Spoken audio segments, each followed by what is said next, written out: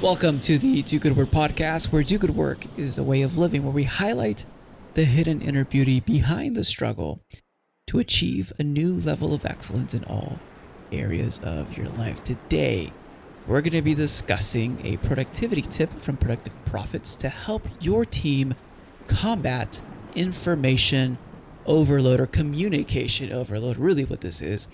And what we want to do is create what we call a master brain. And first of all, what is communication overload and what is information overload? Here it's what it sounds, and I'll just read you a narrative of what it looks like, because you can't see, this is not a video. It looks like a Slack notification, Skype notification, there's another one notification, there's a text message, there's phone call, email, missed call, voicemail, and there's a Discord message, then somehow there's a LinkedIn inbox notification.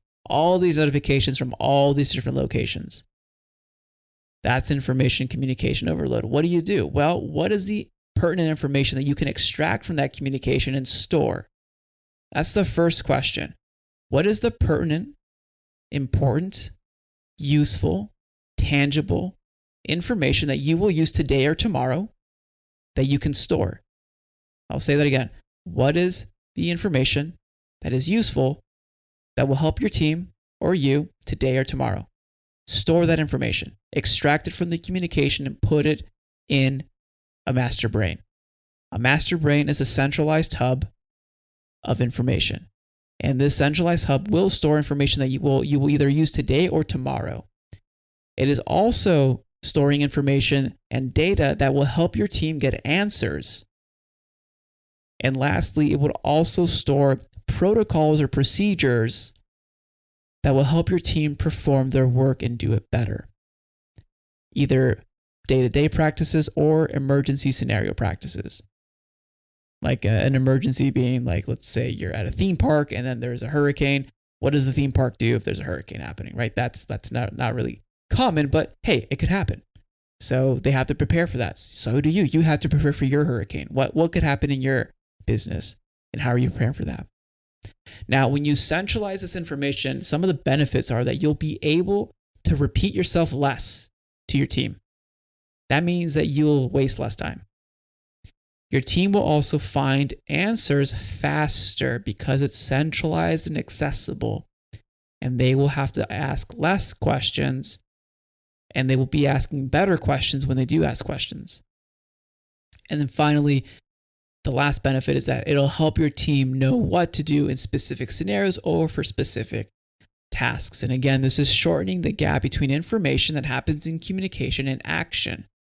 And when you do that, you pick up the pace and find the cadence of your team's speed and understanding this is how quickly my team can actually take a piece of communication, of information, and implement it into tangible outputs, into tangible results. But the hidden benefit, and this is the cool part, is that you can create leverage with this. With a master brain, it's like, cool, Raul, I'll do, I use Google Docs, I'll put everything in there, whatever. Yeah, that's not the goal. The goal of this is to create leverage. Why? Because if you do this right, your team can work autonomously and they could find solutions to their own questions by themselves. Meaning you as a leader can focus on higher leverage activities in the business while the business runs and hums day to day. So that's the true reason to create a master brain, to create leverage. And missing out on creating a centralized hub of information that's accessible by all of your team members, that has pertinent information as well as protocols, as well as scenarios that could occur in the future, and what to do when those scenarios happen, will help you ultimately not only to scale, but to scale and grow smoothly, which is truly the goal of Productive Profits. So there you go. If you don't have a master brain, identify with your team how you can create one, or if you do have one, make sure that all of your team members, 1, know that it exists. That's the first step, awareness. 2, know how to access it. And 3, know how to contribute to it. So there you go. There's the master brain. We'll see you on the next one.